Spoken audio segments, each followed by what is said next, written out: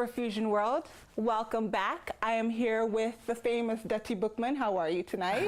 I'm good, not so famous, but I'm good. Yes. In our eyes, you are famous. Okay.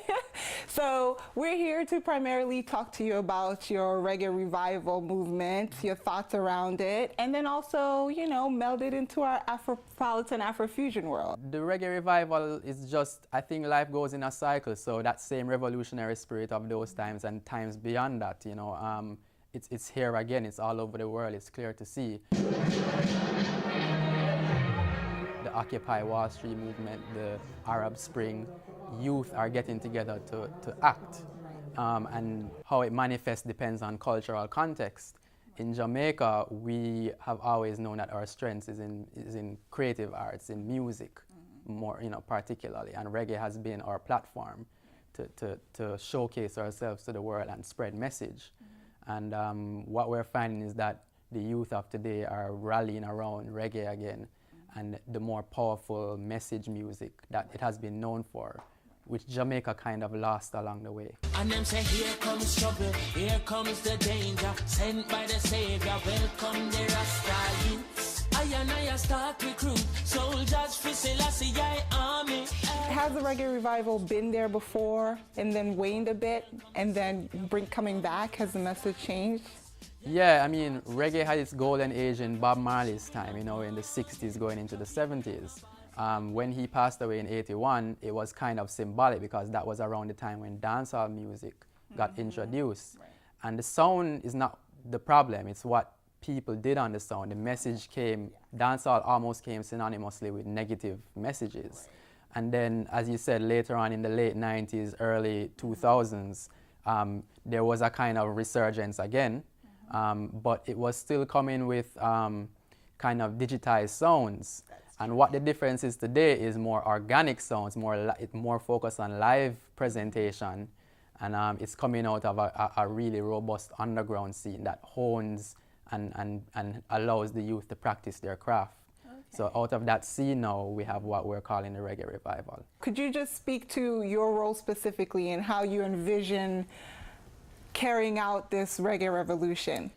Well, the Reggae Revival is also synonymous with Rastafari. Okay. You know, that's reggae, the popular reggae that transcended boundaries came with Rastafari.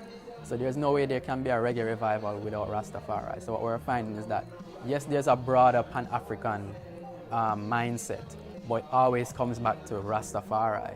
And as Rastafari, we believe that we are carrying the works of Haile Selassie. You know, he was a man who was about human rights and Pan-African unity and collective security. And we believe in the, call it the conspiracy of the universe, that it will align things the way they are supposed to go. As long as we remain open and pure in heart, then we will be able to be instruments of that work. So it's not really about, I'm saying all of this because it's not really about my vision of what the Reggae Revival will be. I might have thoughts of what I think it might become, but I wouldn't want to say those and influence other people's thinking. Yeah. I just think it's going to be what it is, and it will be better than what we have today. When the city I go click clack blow your bed, government fingers and tic-tac toes in it. And while they're working on the X's and O's, I'm living eye and eye like a Mr. Kamosi. No surprise when they say. So would you say that Reggae Revival is happening mostly in Jamaica, or do you see that bringing and springing in different areas, like overseas, not just in America? Definitely. It has gone global already. I just came from Spain, one of the biggest, if not the biggest, reggae festival, Rotterdam. Yeah. They invited me to come and speak about the Reggae Revival there, and what I saw was a huge embrace for the term, for what it is, what it represents.